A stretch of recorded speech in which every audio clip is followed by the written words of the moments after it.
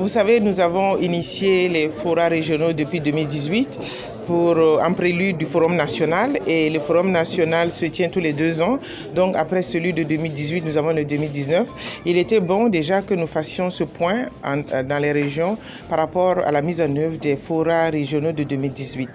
Aujourd'hui, le Forum régional de Centre-Nord, nous avons une bonne satisfaction parce que les doléances de 2018 ont été satisfaites. Et maintenant, il y a d'autres doléances. Donc petit à petit, nous arrivons. Et aujourd'hui, la particularité de la région du Centre-Nord reste bien sûr la forte densité avec les personnes déplacées internes et surtout la réactivation des centres de formation professionnelle des personnes handicapées, donc longtemps abandonnés. Donc nous allons voir comment nous pouvons réactiver ces domaines. Et encore mieux, aujourd'hui, l'enseignement pour les malentendants s'arrête au CM2. Nous avons vu une nécessité d'ouvrir les collèges et lycées pour eux afin qu'ils puissent poursuivre des études supérieures.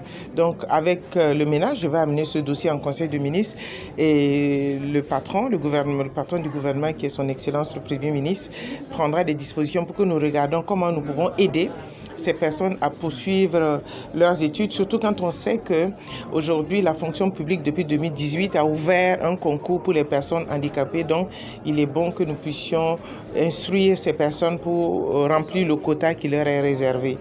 Donc, c'est en majorité, c'est ce qu'il faut ici. Et bien sûr, au niveau sanitaire, nous avons besoin de l'accompagnement des femmes qui aujourd'hui devraient accoucher et qui n'ont pas des tables adaptées. Donc c'est là aussi, avec ma collègue de la santé, nous allons travailler pour équiper, parce que depuis 2017, instruction a été donnée par son Excellence le Président du FASO de réadapter toutes les infrastructures sociales de base de l'État.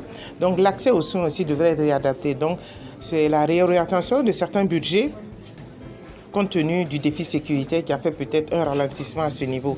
Mais nous pensons que nous sommes sur la bonne voie et que nous arriverons très bientôt à un développement inclusif au Burkina Faso. Oui, il y a eu la volonté avec les personnes vivant un handicap d'avoir un bâtiment, un centre une maison de la femme ou une maison des personnes handicapées. Nous pensons en tant que ministre que c'est encore une discrimination à leur égard. Tout bâtiment, tout édifice public peut être occupé par toute personne.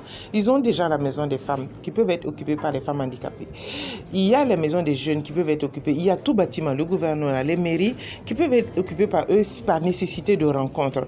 Donc encore faire un bâtiment où il serait écrit centre des personnes handicapées, c'est discriminatoire. Aujourd'hui, nous voulons aller à l'union et à l'inclusion. Il est important que les personnes sachent que cette inclusion aussi se verrait participative avec eux. Il ne faut pas qu'ils se mettent en marge de cette inclusion. Donc je suis heureuse qu'ils aient bien accueilli cette décision et de ne pas faire un bâtiment, de prendre ces ressources pour investir dans les centres professionnels, pour investir dans les micro-projets et pour investir surtout dans les familles vulnérables. Et maintenant, s'ils ont besoin de lieux de rencontre, il y a des bâtiments publics, ils se rencontreraient dedans et ce serait mieux pour eux et tout le monde vivra en bonne symbiose, en bonne harmonie au Burkina Faso.